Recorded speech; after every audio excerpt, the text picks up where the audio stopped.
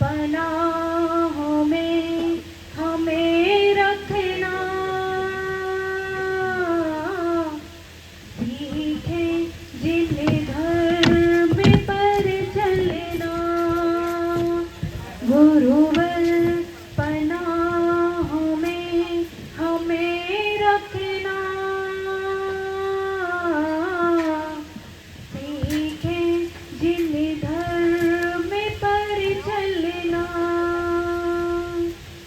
कपटी झूठ चोरी बेईमानी और हिंसा से हमें से भूषण जी से तुम व्रत ब्रह्मचारी ले निकल पड़े।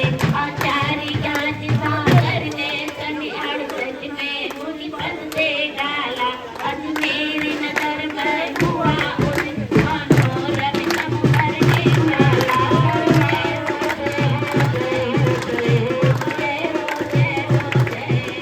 परिवार आपका सबका सबकी पद पर चलने वाला है। वह वेद ज्ञान की चैनी से फिर चरण काटने वाला है।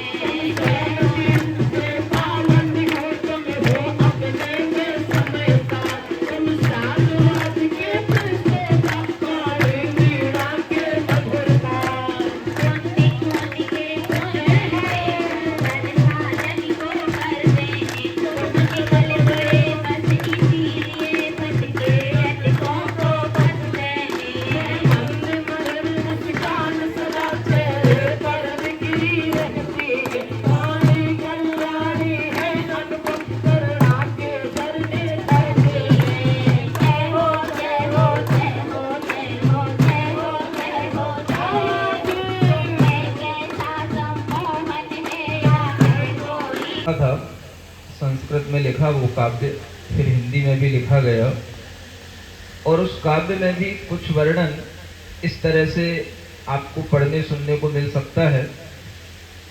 वह भगवान आपके लिए भले ही ना हो, लेकिन हमारे लिए वो तीर्थंकर स्वरूप हैं, हमारे लिए वो तीर्थंकर की तरह ही भगवान है। और जिस तरह से तीर्थंकरों के पंच कल्याणक होते हैं, ऐसे ही उनके 4 कल्याणक हम आज भी मना सकते हैं, और 5वें की हम कभी कामना करते ही नहीं। पहला कल्याणक जब गर्भ कल्याणक होता है, तो आचार्य गुरुदेव का वह गर्भ कल्याणक किस रूप में होता है? जैसे तीर्थंकर बालक का जब जन्म होना होता है, गर्भ में होता है, तो उस समय पर उनकी माँ को स्वप्न आते हैं। कितने आते हैं? 16 आते हैं। अगर कोई विशिष्ट महापुरुष जन्म ले रहा है तो माँ को जरूर स्वप्न आते हैं, और उसी स्वप्न के तहत जब माँ श्रीमती को स्वप्न आता है तो उन्हें 2 विशिष्ट चारण विद्याधारी मुनि महाराज उन्हें स्वप्न में दिखाई देते हैं, और उस स्वप्न के फल से ही वो समझ लेते हैं कि हमारे गर्भ में जो शिशु पल रहा है वह विशिष्ट प्रतिभा का धनी है, और आगे चलकर के यह भी एक ऋषि बनेगा, एक मुनि बनेगा। इस तरह की भावना के साथ में उनका वह जीवन वहां से शुरू होता है, और हम समझते हैं कि यही आचार्य गुरुदेव के गर्भ कल्याणक की एक विशिष्ट सूचना है। ये उनका गर्भ कल्याणक है, और उस गर्भ कल्याणक के अवसर पर जिस तरह से माँ के लिए कोई कष्ट नहीं होता तीर्थंकर बालक को गर्भ में धारण करते हुए, वैसे ही उनकी माँ को कोई कष्ट नहीं हुआ। और बाद में जब उनका जन्म हुआ, तो जन्म के समय पर आप लोग जानते हैं कि उनका जन्म वैसे कहाँ हुआ? आप कहते हो सदलगा में जन्म हुआ, और उसी सदलगा में एक चिक्कोड़ी गांव है। कौन सा? वहां पर एक हॉस्पिटल था, और वहां पर जो है उनका जन्म हुआ था।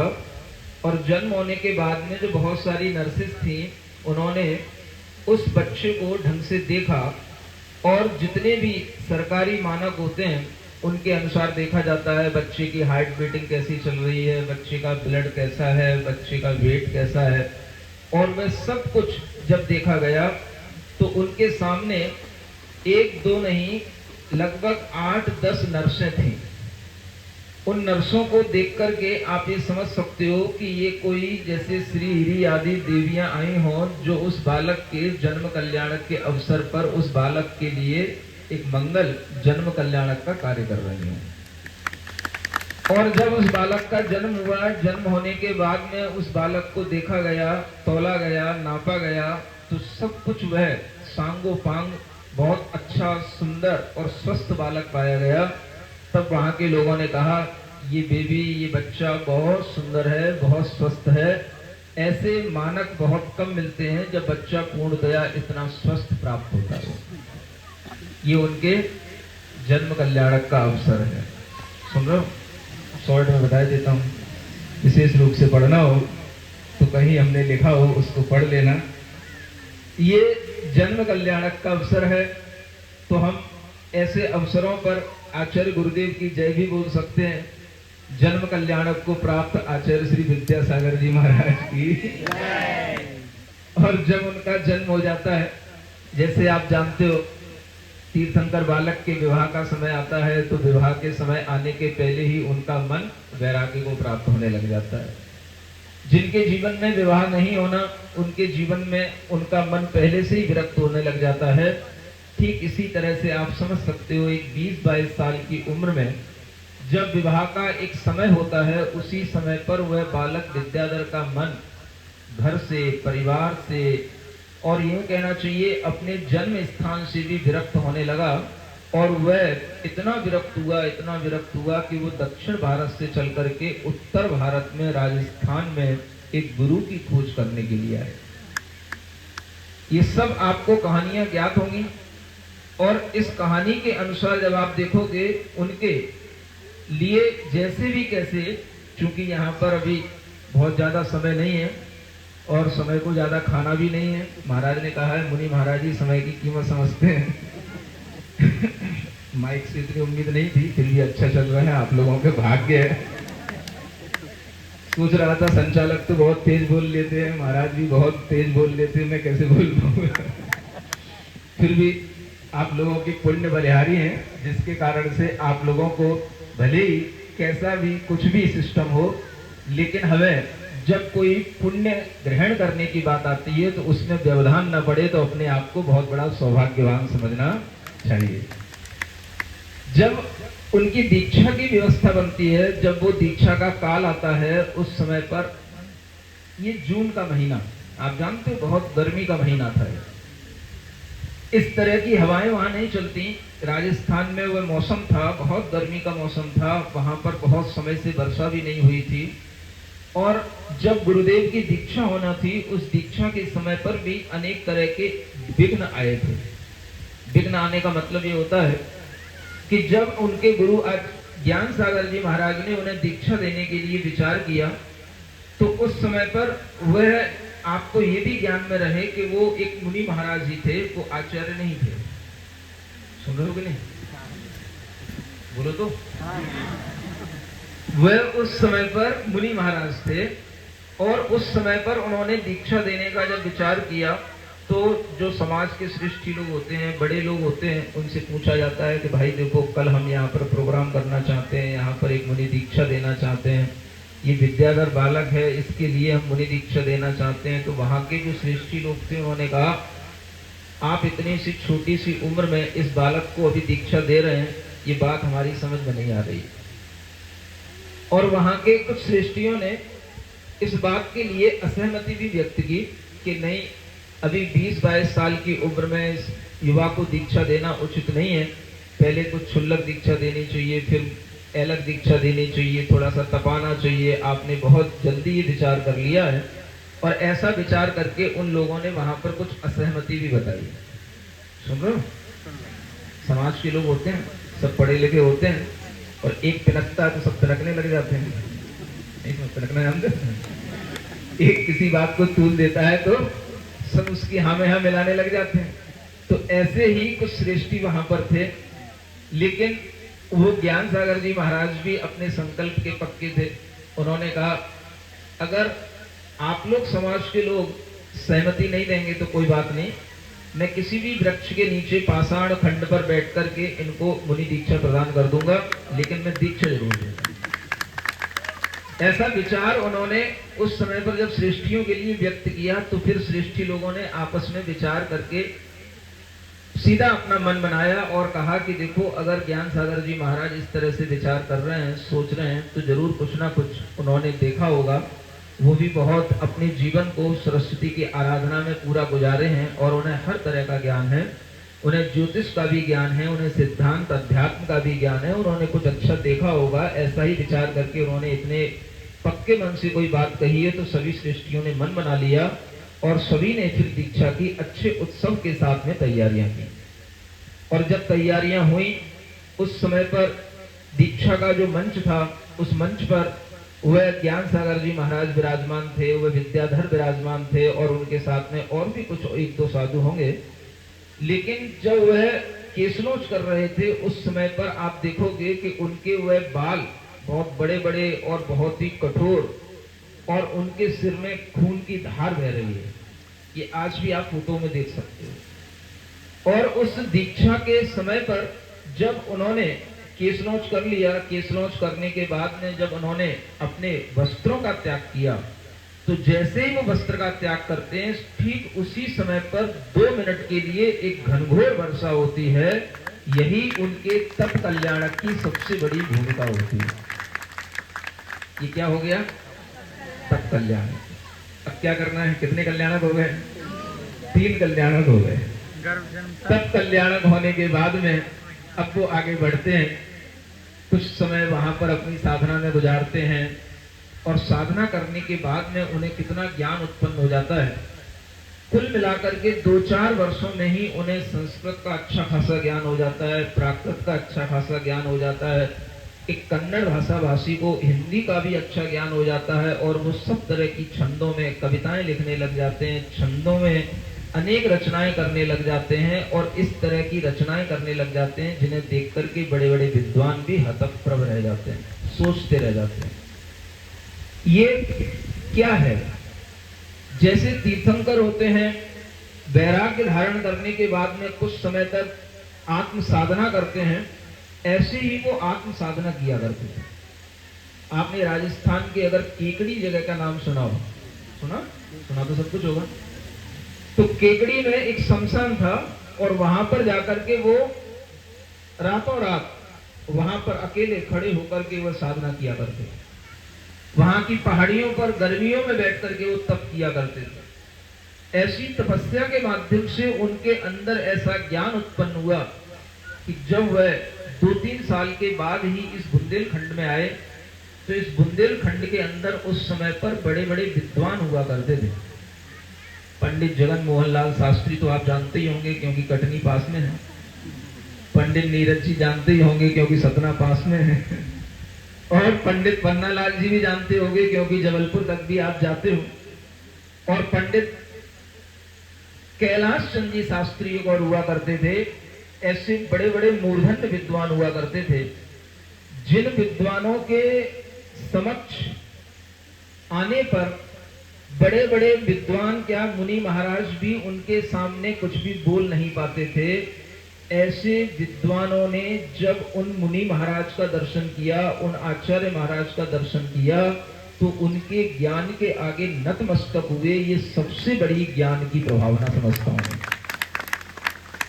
ये ऐसे अक्खर पंडित हुआ करते थे, ये मुनि महाराज को कुछ समझते ही नहीं थे। समझ आ रहा है?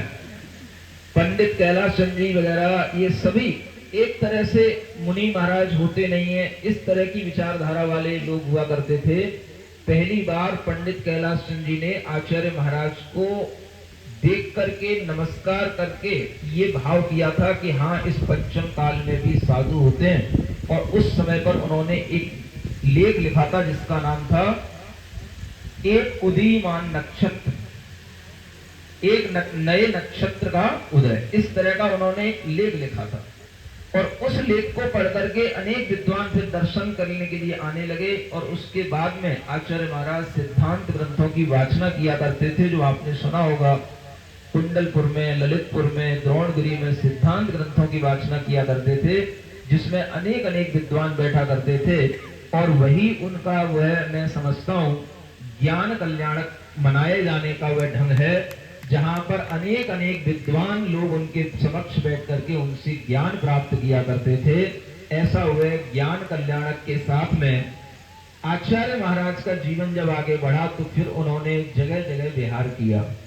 तीर्थंकर होते हैं, साधना करते हैं, केवल ज्ञान प्राप्त करते हैं और फिर केवल ज्ञान प्राप्त करने के बाद में विहार करते हैं, और जहां जहां विहार करते हैं वहां वहां ही उनके विहार से मंगल मंगल होने लग जाता है। ऐसे ही आचार्य महाराज ने जहां जहां कदम रखे वहीं वहीं तीर्थ बनते चले गए, और जहां जहां उन्होंने प्रवास किया उस प्रवास को लोगों ने अपने इतिहास के पन्नों पर अंकित कर लिया। और आज भी वो जहां जहां से गुजरे हैं, जब जब समय में जिस जिस स्थान से गुजरे हैं, लोग उन्हें याद रखते हैं। और पवई के लोगों को भी ये इतिहास पता होगा कि वो पवई में कब आए, किन रास्तों से आए, कितनी बार आए, और उन्होंने इन पवई में भी आकर के कितने समय तक यहाँ पर प्रवास किया। सब याद रखना है इसको। ये उनके विहार का एक मंगल कार्य होता है। और इस विहार करने के उपरांत जो उनका जीवन चल रहा है, आप देखते हो जैसे तीर्थंकरों के द्वारा धर्म की अद्वितीय प्रभावना होती है, ऐसे ही आज इस पंचम काल में भले ही अनेक आचार्य हों, लेकिन ये बात हर कोई समझता है कि जैसी प्रभावना आचार्य गुरुदेव के माध्यम से हुई है, वैसी प्रभावना किसी दूसरे किन्हीं आचार्य के माध्यम से नहीं हो सकती। क्यों, संतुष्ट हो गए? नहीं, अपन तो ताली बजा सकते हैं, ताली बजाने से जितनी अनुमोदना हो जाए उतना ही पुण्य अपने अंदर आ जाता है, बाकी तो सब यूं ही सुन करके बाहर चला जाता है। ऐसे गुरुओं का गुणगान करना, उनके वाणी को सुनना या उनके गुणगान करने वाले शब्दों को सुनना भी हमारे कर्णों को पवित्र करने वाला है। और ऐसे गुरु का जो दर्शन कर लेते हैं उनका जीवन भी पवित्र हो जाता है। ऐसे गुरु की जो वाणी सुन लेते हैं उनके कान पवित्र हो जाते हैं, हृदय पवित्र हो जाता है। ऐसे पंचम काल में आज हमें तीर्थंकर स्वरूप आचार्य महाराज दिखाई दे रहे हैं। हम यही भावना करते हैं कि उनका हमेशा विहार काल चलता चला जाए, धर्म की प्रभावना निरंतर इसी तरह से होती रहे, और कभी भी उनका वह पांचवा कल्याणक निर्वाण कल्याणक कभी ना आए। चार कल्याणकों के साथ में गुरुदेव का हमेशा हमेशा यह जिन शासन जयवंत बना रहे। आज आप देख रहे हो कि एक गुरु महाराज कितने शिष्यों को अपने आप आकर्षित कर लिए, कितने पढ़े लिखे शिष्य उनके समक्ष अपने आप आकर के निवेदन करते हैं। ये उनके बहुत बड़े पुण्य का उदय है, ये उनके द्वारा की जाने वाली बहुत बड़ी प्रभावना होती है।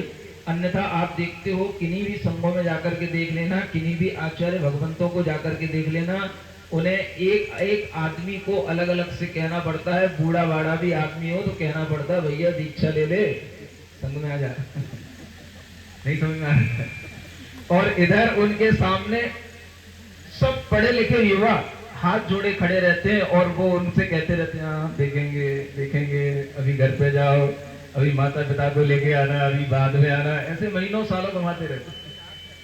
समझ में आ रहा है? आप सोचो ये छोटी बात नहीं है। आपके सामने जो दिखाई दे रहा है, अगर आप इसका चिंतन करेंगे तो आपको पता पड़ेगा कि ये बहुत बड़ी बात होती है। इतनी बड़ी चुंबक दुनिया में कोई नहीं होगी जितनी बड़ी चुंबक आचार्य गुरुदेव के माध्यम से उनके ऑरा में हमें दिखाई देती है, और उसी के माध्यम से जिन धर्म की प्रभावना होगी। एक बार मुझे एक बहन ने बताया, वो बेंगलोर की बहन है और वो हीलिंग का ऑरा नापने का काम करती है। आचार्य महाराज का ऑरा नापने का उसने एक बार भाव किया और एक मशीन और कुछ लोगों को उसने विदेश से बुलाया, और वहां से बुलाने के बाद में आचार्य महाराज के पास में वो मशीन जब गई और वो व्यक्ति ने जब उनको ऑरा नापने की कोशिश की तो वह भौंचक्का रह गया, कहने लगा इनका ऑरा तो किलोमीटरों तक फैलने वाला है, मेरी मशीन भी काम नहीं करती। समझ में आ रहा है? इतना उनके पास बैठने वाले लोगों को उनका प्रभाव, उनका तेज दिखाई देता है। ऑरा का मतलब भावमंडल। समझ आ रहा है? जैसे तीर्थंकरों के पीछे भावमंडल होता है, ऐसे ही उनका तेज है, उनका प्रभाव है। और उसी प्रभाव के कारण से आज आप देखते हो बहुत बड़ा विशाल संघ होने के बावजूद भी एक आज्ञा में अनुशासित रहने वाला संघ है। अगर आचार्य महाराज अपने किसी भी संघ के लिए, किसी भी शिष्य के लिए कुछ कह देते हैं तो वह उसके लिए अटल वाक्य हो जाता है और फिर वह उसको कभी भी न्यूनच नहीं कर सकते। इस तरह की उनकी जो एक साधना का जो प्रभाव है, ये आपको ये समझ करके चलना चाहिए। भले ही हमने पंचम काल में अरिहंत नहीं देखे, सिद्ध नहीं देखे, कोई बात नहीं, लेकिन आज हमें पंचम काल में आचार्य गुरुदेव दिखाई दे रहे हैं, तो उन्हीं को हम झुक झुक करके बार बार नमस्कार करें, अपने मन से उनकी बार बार पूजा करें। ऐसा नहीं है कि आज मुनि महाराज आए तो आज हमने उनकी पूजा कर ली। आप लोगों का भाव होना चाहिए कि हम रोजाना उनकी पूजा करें, और जैसे वह पूजा हम मंदिर में भगवान की करते हैं, वैसे ही आचार्य गुरुदेव की पूजा भी आपको भगवान की पूजा के बाद में रोजाना करनी चाहिए। ये भाव हम पवई वालों के लिए विशेष रूप से कह रहे हैं, क्योंकि बहुत मेहनत करने के बाद में हम यहाँ पवई आ पाए, और पवई आने के बाद में हमें लगा कि यहाँ के लोगों ने बहुत अच्छे ढंग से, बहुत कम समय में आचार्य महाराज का यह दीक्षा दिवस बहुत अच्छे ढंग से मनाने का पूरा मनोभाव बनाया, और वह मनोभाव उनका सफल हुआ। कल से वह बहुत मिन्नतें कर रहे थे, निवेदन कर रहे थे, लेकिन मैं सोच रहा था कि पवई में हम लोग पहुंच पाएंगे कि नहीं पहुंच पाएंगे। शायद आपकी भक्ति हम लोगों को यहाँ तक खींच करके लाई, और वैसे तो ये बिहार कभी रुक नहीं रहा था, लेकिन आज शाम का ये बिहार भी स्थगित हो गया है आप लोगों की भक्ति। तो आप लोगों से कहना है, युवाओं से कहना है, हम आचार्यों के गुणों की अगर प्राप्ति करना चाहते हैं, अपने जीवन में अच्छे सदाचार आदि गुणों को प्राप्त करना चाहते हैं, तो हमें हमेशा आचार्य परमेष्ठी की पूजन अच्छे ढंग से करनी चाहिए। जब आप लोग पूजन कर रहे थे, बार बार दीदी को कहना पड़ रहा था, भैया ताली बजा लो, भैया अच्छे से झूम लो, अच्छे से पूजन कर लो। आपको आचार्य महाराज की कीमत अभी समझ में नहीं आती, ऐसा लगता है? आती नहीं आती? अब है आचार्य श्री है, आचार्य श्री है, ऐसे ही लगता होगा बस। अगर ऐसा लगता है तो इसका मतलब है कि हमारे भीतर अभी कुछ ज्ञान नहीं है, और हम अपने जीवन को यूं ही व्यतीत कर रहे हैं।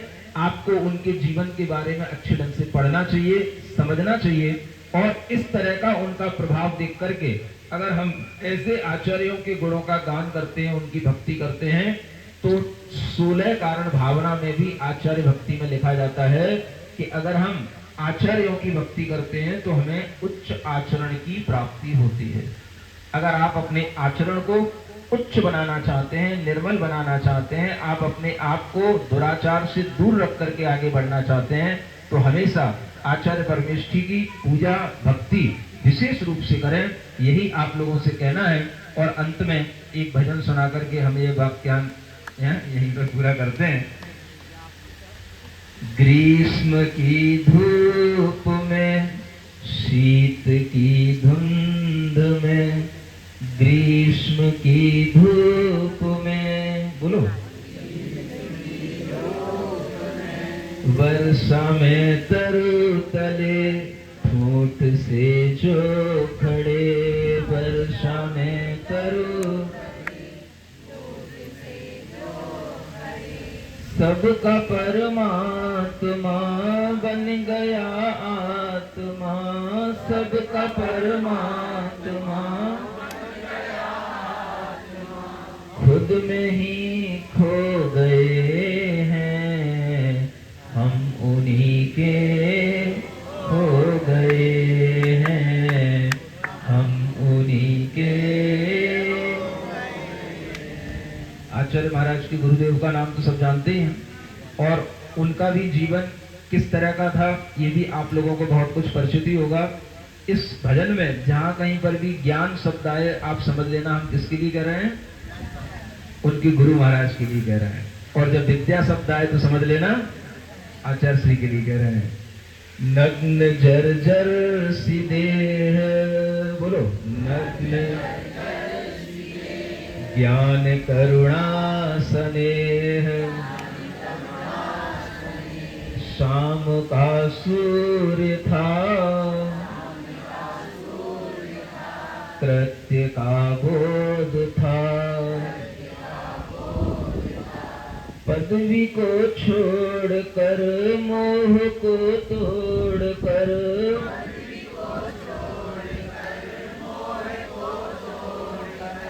दे उजाला जगत से गए हैं, हम उन्हीं के हो गए हैं, हम उन्हीं के, हम उन्हीं के हो गए हैं, हम ज्ञान रवि की तपन, विद्याधर का बदन, विद्या ज्योति जली, जग की प्रज्ञा जगी, शिष्य को गुरु बना, ज्ञान देकर घना, शिष्य को गुरु बना, ज्ञान देकर घना, देह को बस बदल जो गए हैं, हम उन्हीं के, हम उन्हीं के हो गए हैं। मेरे गुरु हैं महान, सबके गुरु है ना, बोलो अच्छे से, मेरे गुरु हैं महान, इनसा जग में कहाँ, पाया जब से दर्श, हुआ सम्यक दर्श। मेरे पास हाथ पर नहीं है क्या, अच्छे से पढ़ो। मेरे गुरु है महान, इनसा जग में कहाँ,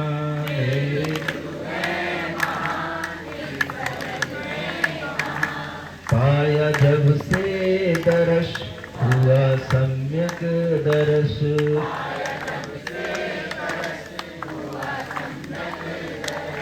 हो समाधि मरण, फिर मिले गुरु चरण।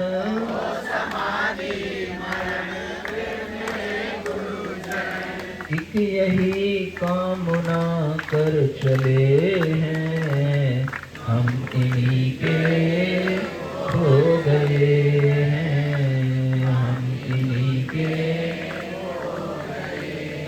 ग्रीष्म की धूप में, शीत की धुंध में, ग्रीष्म की वर्षा में तरु तले, ठूठ से जो खड़े।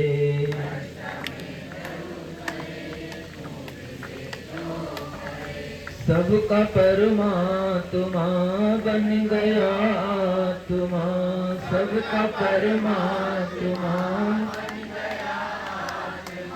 खुद में ही खो गए हैं, हम उन्हीं के हो गए हैं, हम उन्हीं के। चलो श्री विद्यासागर जी।